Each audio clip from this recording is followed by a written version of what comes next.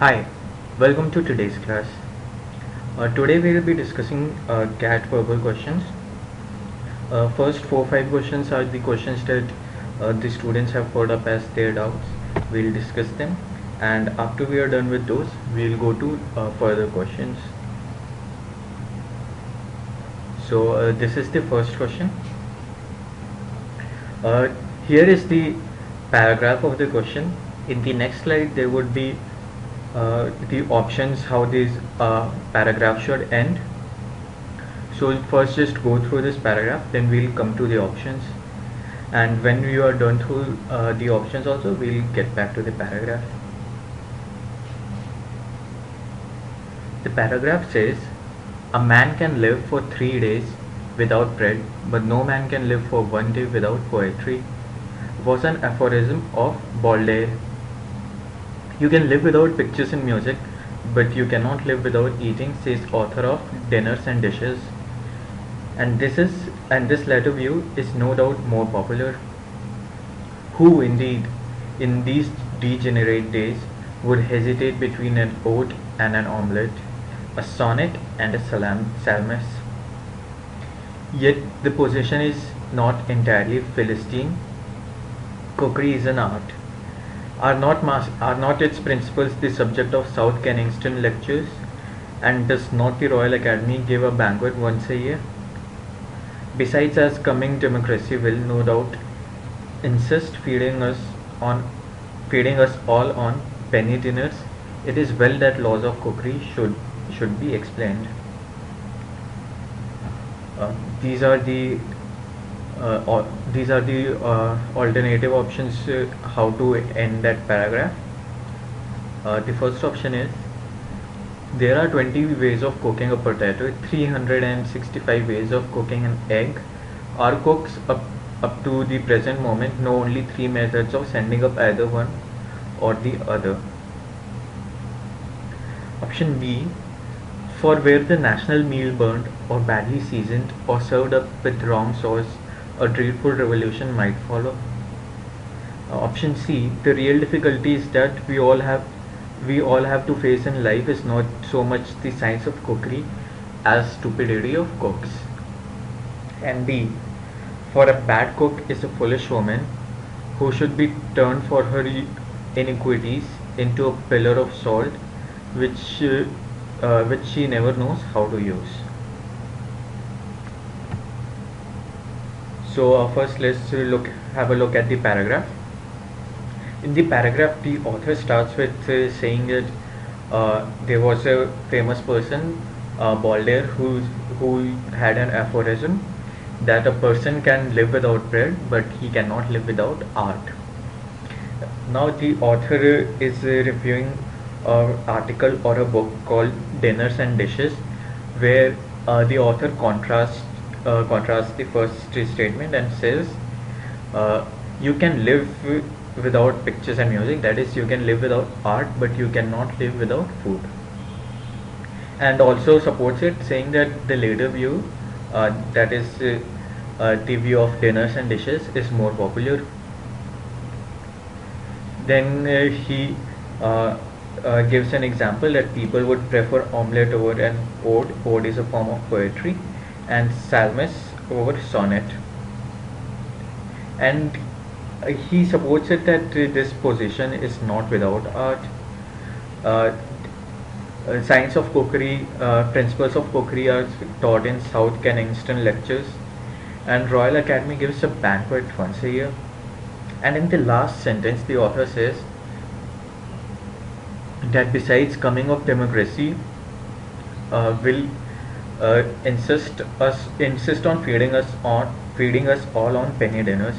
So penny dinners means a very cheap form of food, something that comes in for a penny, and it is well that laws of cookery should be explained. So if you look at the options, from the options, option A and option D cannot be the answer. This is because these options talk about the cook as such, and the paragraph that we just saw, it was more about the art of cookery or science of cookery. It was not about criticizing or pulling leg of cooks. Well, in option C, you can see that again cooks are mentioned and criticized, but it cannot be outright rejected because it also talks about science of cookery, which was the main theme of the paragraph. So, so between option B and C, how do we select which one is the answer? See the last line of the paragraph. It said about democracy, coming of democracy, and widespread use of cheap food.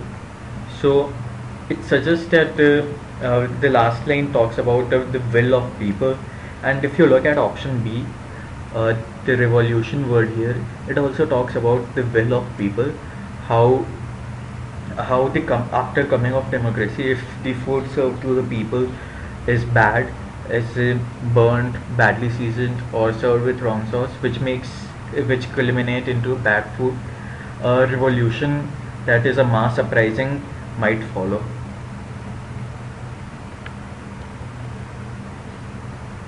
Here is the solution for the question.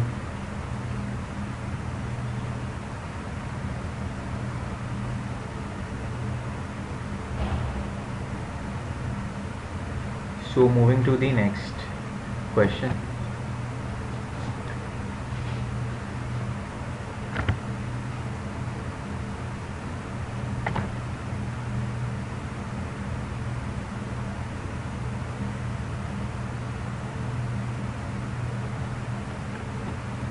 So this is again a similar question. We have a paragraph here, just go through the paragraph once, then we'll go to the options. The paragraph says, my lapse from faith occurred as is usual among people on our level of education. In most cases, I think it happens this. A man lives like everybody else on the basis of principles not merely having nothing in common with religious doctrine, but is generally opposed to it. Religious doctrine does not play a part in life. In interaction with others, it is never encountered, and in a man's own life, he never has to reckon with it. Religious doctrine is professed far away from life and independently of it. So these are the options. How to end this paragraph? Option A is, it will often happen, perhaps from nature of things, that it is impossible to master and express a religious idea. Option B, in the view of doctrinal developments in general, it cannot be denied that those which relate to objects of faith have a character of their own and must be considered separately. C, if it is encountered, it is only as an external phenomenon disconnected from life. And D, it is most difficult thing to contemplate upon. So if you look at the paragraph, the first line of paragraph suggests that author is either an atheist or agnostic and does not have any religious belief. He further explains how this works, and he says that man lives like everyone else, but his principles have nothing in common with religious doctrine or religious beliefs, and his principles are generally opposed to these religious beliefs. Then he says that religious doctrine does not play a part in his life, and from in encounter with others, such an interaction is generally avoided, and he in his own life he never has to reckon with it. And in the end, he summarizes what it is, that religious doctrine is professed far away from life and independently of it.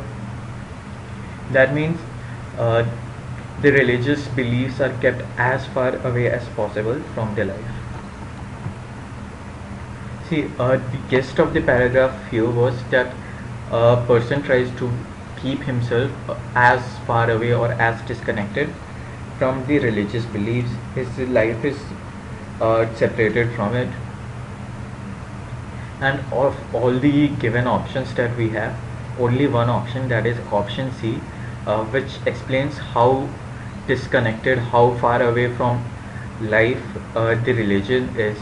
Other options talk about the doctrinal developments or expressing of religious idea or contemplating upon it, which is not what the paragraph was trying to say. The paragraph is trying to highlight the disconnect between the the existence and religious beliefs of a person. Option C, which is if it is encountered, it is only as an external phenomenon disconnected from life. That captures the gist of what the paragraph was trying to explain.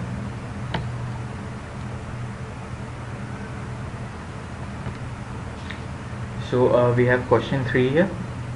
In this question, we have out of 4 sentences, we have 3 sentences that are in random order, and one of the sentence here is not required.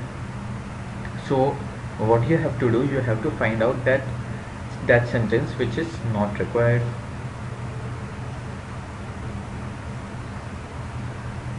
So sentence A is, in short, Paltrow's concept of nutrition casts extreme doubt upon the efficacy of the private school system in Manhattan that educated her so expensively.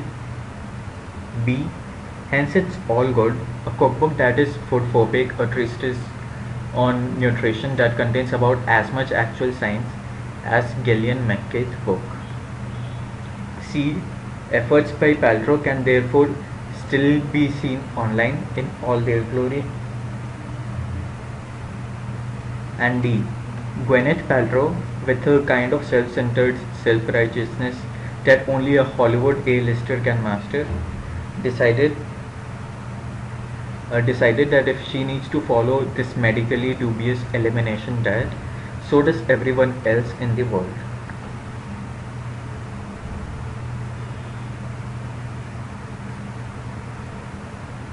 Now if you look at the all the statements given to us, you will find that statement A and statement B are very critical of Paltrow.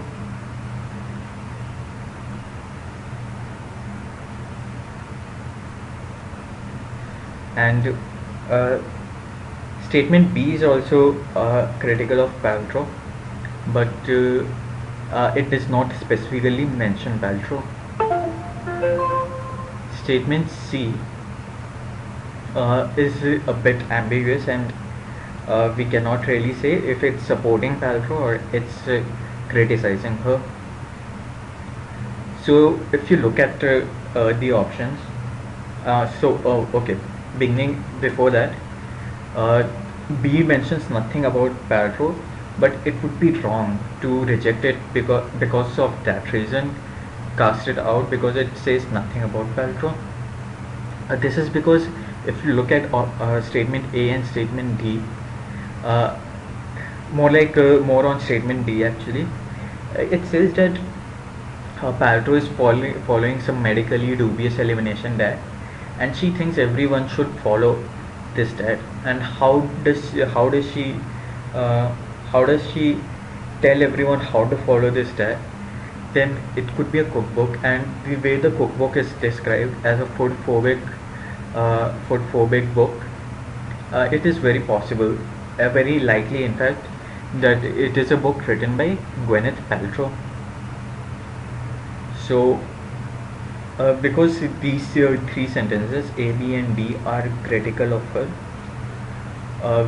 these are the sentences that form a coherent paragraph, and statement C is the one that is not required here. So the correct order is D, B, A. Gwyneth Paltrow, with a kind of self-centered self-righteousness that only Hollywood A-listers can master, decided if she needs to follow this medically dubious elimination diet, then so does everyone else in the world. Hence, it's all good. A cookbook that is food phobic, a treatise on nutrition that contains about as much actual science as a Gillian McKeith book. In short, Paltrow's concept of nutrition casts extreme doubt on the efficacy of the private school system in Manhattan that educated her so expensively. So, moving to the next question, this is a judgment fact inference question. So, we have four sentences here, and we have to find out which one is which.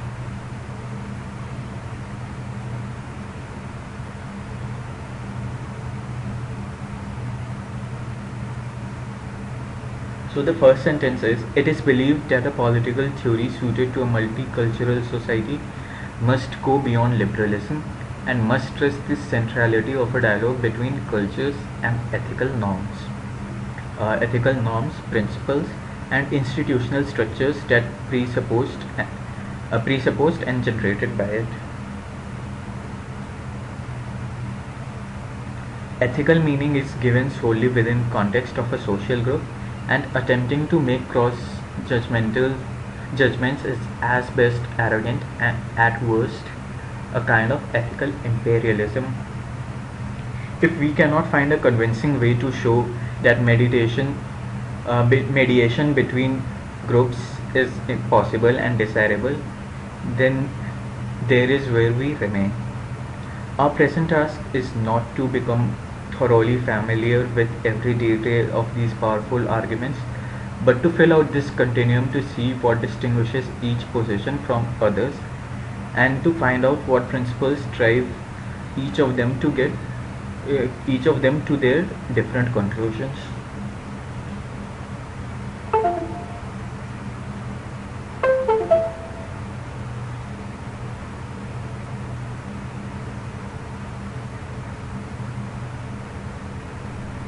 So if you look at the first sentence, it says it is believed that a political theory suited to a multicultural society, and uh, so it might seem that this sentence is a judgment because it starts with it is believed, and belief is something that is associated with author's perception, and hence it becomes a judgment sentence.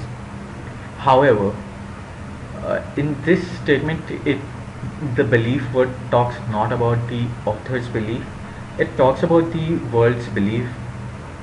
So for example, if I say that in earlier ages it was believed that earth is flat, so this is a fact. People used to believe that earth is flat. This is not my judgment.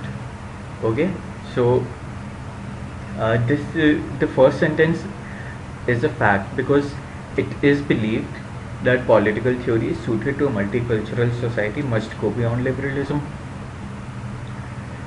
So, so because the first statement is a fact, we reject option 1 and option 2. That leaves us with last two options.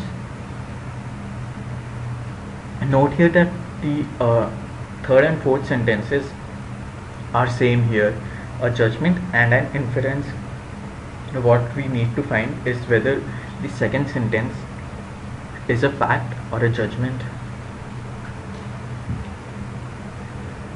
So the second sentence is ethical meaning is given solely within the context of a social group, and attempting to make cross-judgmental judgments is at best arrogant and at worst a kind of ethical imperialism. Now note that the words like the extreme words like at best or at worst, for example here, uh, tells what is the author's opinion. So author might feel that this is at best arrogant and at worst a kind of ethical imperialism, while there would be others who would say no, this is just arrogant, it is not an ethical imperialism. Some other might feel that it is ethical imperialism or not, and not arrogant, and such on. So this makes this second sentence a judgment. So therefore the last option is correct, F J J I.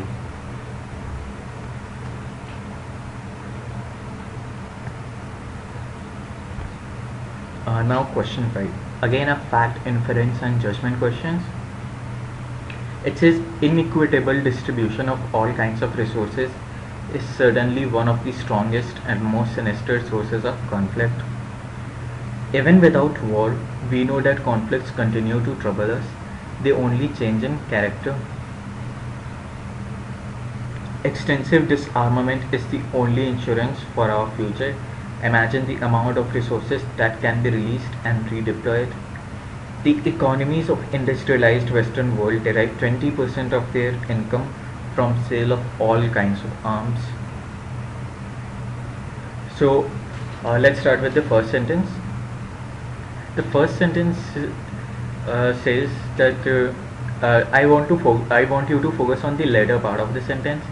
He says that it is one of the strongest and most sinister, again an extreme word here, most sinister sources of conflict. So because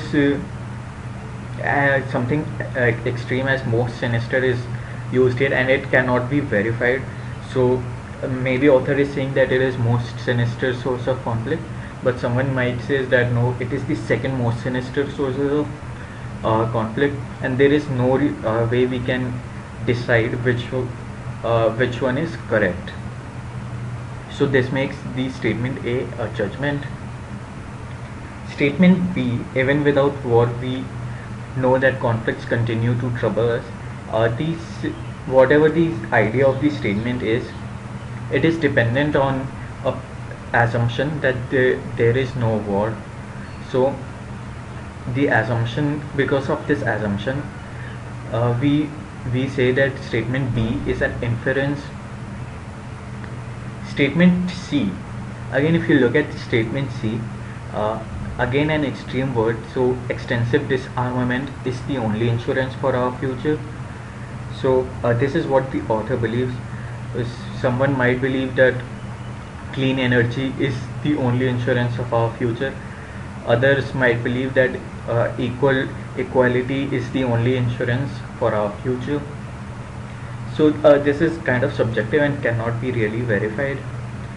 So statement C is a judgment.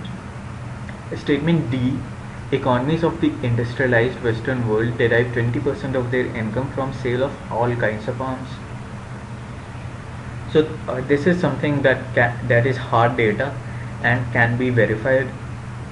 So that makes the last sentence a fact, and the correct option is JIJF, that is option 2.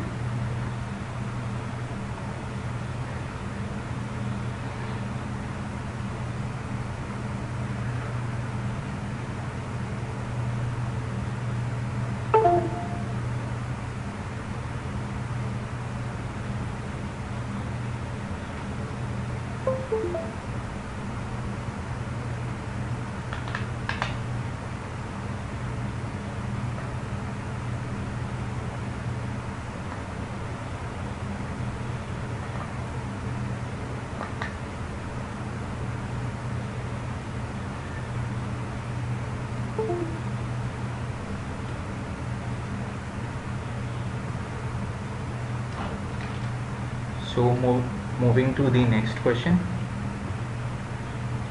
The next question is question 6, which says, unless you dedicate your whole life to it, you will never learn to speak the language of another country to perfection. You will never know its people and its literature with complete intimacy. So the question is, which of the following is likely to undermine the above argument? The options are: I can speak 10 foreign languages already, I do not travel to foreign countries, I'm happy with the languages I know and do not need to learn any other language. And 4, I should spend time to understand my own people and literature first. Only then can I appreciate other languages and cultures.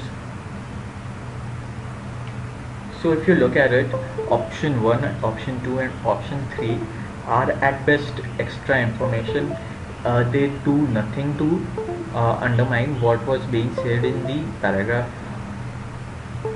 While in option C, option 4, if you look at it, the person says that he needs a lifetime to understand his own language and appreciate his own culture.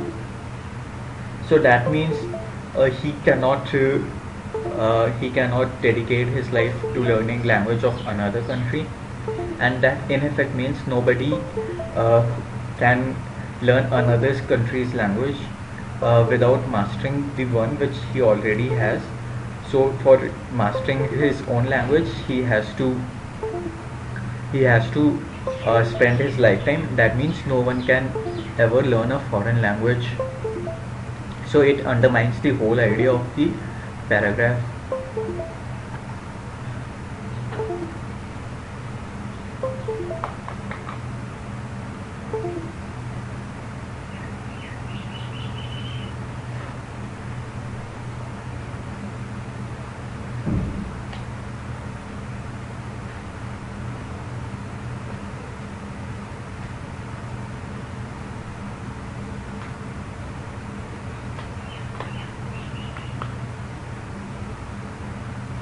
Okay, so moving to the next question. Question 7. The Japanese economic model created strong domestic industries through subsidies from Ministry of Trade and by closing off competitive foreign firms to its domestic market. This strategy promised to help economic growth by incubating domestic industries. New Japanese industries could count on a non-local demand and would be protected from the competition by tariffs and other barriers. The program could reduce the amount of imports and therefore improve nation's balance of trade. Which of the following based on the passage above is a weakness in economic strategy? 1. A protectionist policy will create animosity among other nations. 2. Fast growth of small industries will create a class of millionaires and increase the inequality of income. 3. Subsidies uh, and import constraints keep domestic prices high and impose a burden on consumers. 4. Quotas are more aggressive than tariffs. So if you look at it, you will find that all what each and every of the options are saying is correct.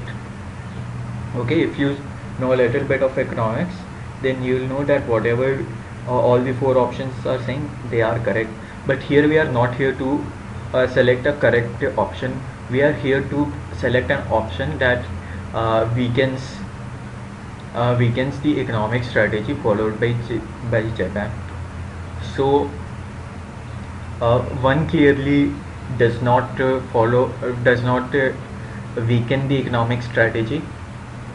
And again, option 4, if you look at option 4, it talks about two different methods that are quotas and tariffs, but their effect on economy is not. Also, the paragraph is not about whether you should use quotas or tariffs. Between option 2 and option 3, see, option 2 is also correct and it will create a inequality of income, but it can be correct and see, it is possible that inequality will grow in a nation and still the national economy will grow. Hence option 2 will not weaken the Japanese economic strategy. But if you look at option 3, it says subsidies and import constraints keep domestic price high and impose a burden on consumers. So in effect, high prices means you are putting in more resources to produce the same thing. So that means that the economy is being inefficient in producing goods. So and if an economy is inefficient in producing a good, that means that the economic strategy is actually hurting the economy of the nation. So option 3 uh, Option 3 weakens the economic strategy, which and tells that the policy being followed by the Japan is actually weakening its economy. Hence, option 3 is the correct answer.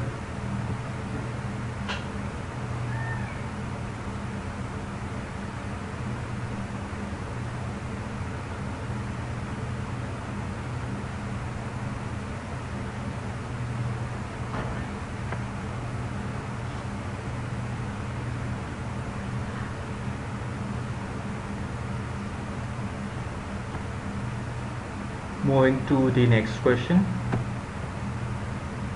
Question 8. The Athenians on the whole were peaceful and prosperous. They had dashed to sit at home and think about the universe and dispute with Socrates, or to travel abroad and dash the world. So let's start with the last plan first. The later part of the sentence says, or to travel abroad and dash the world. And if you look at it, the sentence as a whole is being very positive about Athenians. So we can reject option 2 and option 3, which is clearly putting Athenians in a bad light. That ignore the world or suffer the world is putting them in a bad light. So it could either be travel abroad and explore the world, or could be travel abroad and understand the world. Now let's look at the first plan. It says that on the whole were peaceful and prosperous. They had dashed to sit at home and think about universe. Again, see, all these things that are being told about Athenians are positive things. While if we look at the option 4, temerity is a synonym of audacious, or in plain language it means foolish, boldness. So if someone goes to fight with a lion barehanded, it would be called temerity. So temerity has actually a negative sound to it, negative ring to it. And while all the praises are being showered on Athenians, it would be inappropriate to put temerity here. So leisure would be a better word. So, and it fits perfectly here. It says they had leisure to sit at home and think about the universe. So it makes perfect sense. So option 1 is the answer. So let's look at question 9. Even though the whole class treated the newcomer with condescension, making fun of him, Johnny behaved quite differently, not sharing their dash response. Now if you look at the sentence here, you will note that this dash, this blank, is a synonym of condescension, and condescension means to look down upon somebody. So of the given options that we have, we can reject option 2 and option 5, as that would be positive for the person being talked about, in this case the newcomer. Being wary means to fear that person and being cautious of him. So again, that's not what condescension is. Cynical means to believe the worst of a human being. However, these are not judging his behavior. The class simply feels that this newcomer is below them. So again, cynical cannot be the answer. The scornful captures the meaning of condescension, and hence scornful is the correct answer.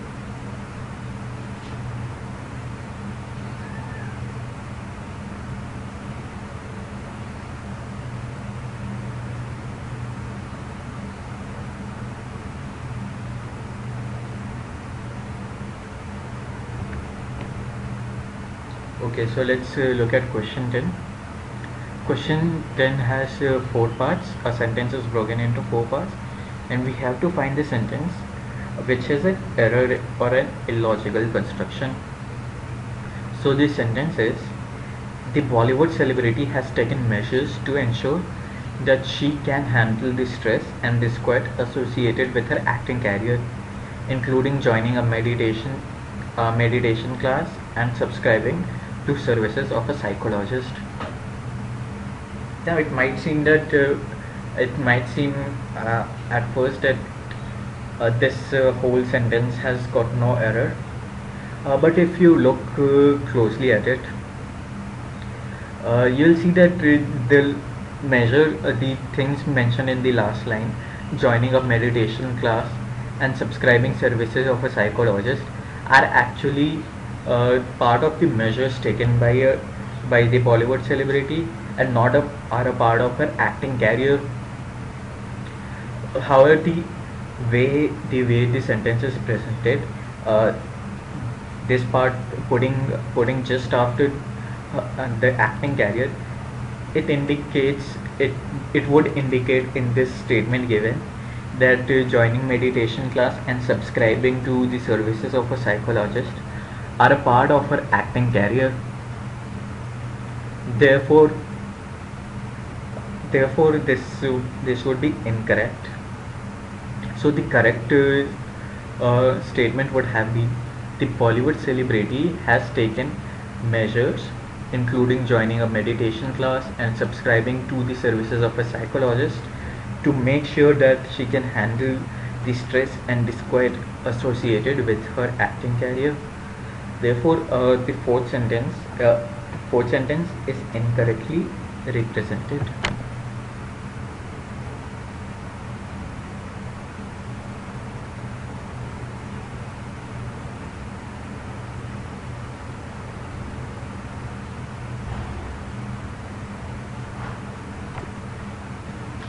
So let's look at question 11. All the four sentences convey the same meaning. We have to find the sentence where the idea is represented in the most appropriate manner.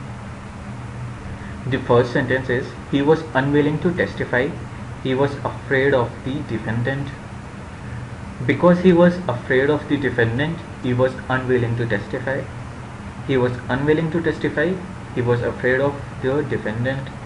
Because he was afraid of the defendant, he was unwilling to testify. Now, if you look at these sentences, you will find that there are two parts to the sentence. One is a fact, which is he was unwilling to testify, and the second is the reason, which is he was afraid of the defendant. So, since there is a fact and a reason, there should be a word because to connect the two. So option 1 and option 3 are incorrect, and between option 2 and option 4, if you look at it, you will find that both these options, the sentence is equally same. All the words are in the same order except for a comma after defendant. So because this comma separates the first part, the fact part of the sentence, from the reason part of the sentence, this comma is very much required, and hence statement 2 is the right answer.